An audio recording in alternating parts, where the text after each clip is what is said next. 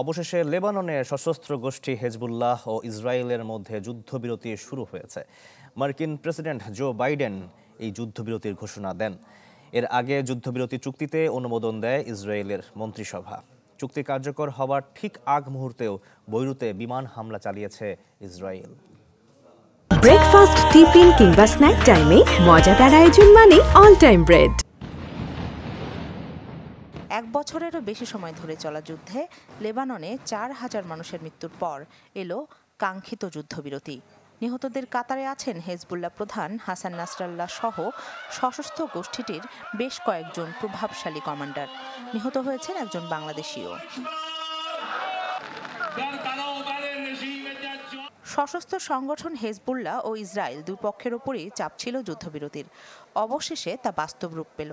কয়েকদিনের দিন দরবার শেষে যুদ্ধবিরতিতে সম্মত হয় হিজবুল্লাহ ও ইসরায়েল।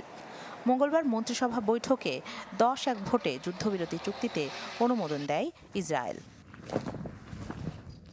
এরপরই হোয়াইট হাউস থেকে যুদ্ধবিরতির ঘোষণা আসে মার্কিন প্রেসিডেন্ট জো বাইডেনের তরফ থেকে।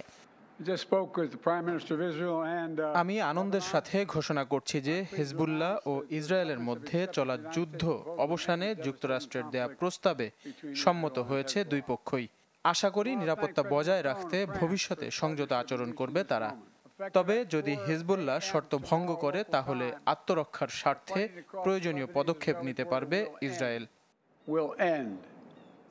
চুক্তি অনুযায়ী 2 মাসের মধ্যে দক্ষিণ লেবানন থেকে সেনা সরিয়ে নিতে হবে ইসরায়েলকে। সেখানে নতুন করে কোনো স্থাপনা গড়ে তুলতে পারবে না হেজবুল্লাহ। নিরাপত্তা নিশ্চিতে দক্ষিণে 5,000 লেবানন সেনা মোতায়েনের প্রস্তুতি নিয়ে রেখেছে লেবানন সরকার।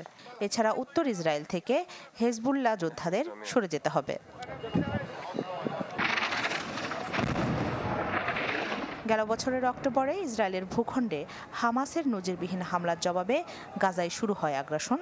হামাসকে সমর্থন জানাতে ও ফিলিস্তিনিদের প্রতি একাত্মতা জানিয়ে এই সংঘাতে জড়ায় লেবাননের সশস্ত্র গোষ্ঠী হেজবুল্লাহ। তবে দুই পক্ষের লড়াই তীব্র হয় চলতি বছরের সেপ্টেম্বরে লেবানন জুড়ে পেজার বিস্ফোরণের পর থেকে। হামলা পাল্টা হামলায় উত্তপ্ত হতে থাকে পরিস্থিতি। রাখি জেসমিন, চ্যানেল 24।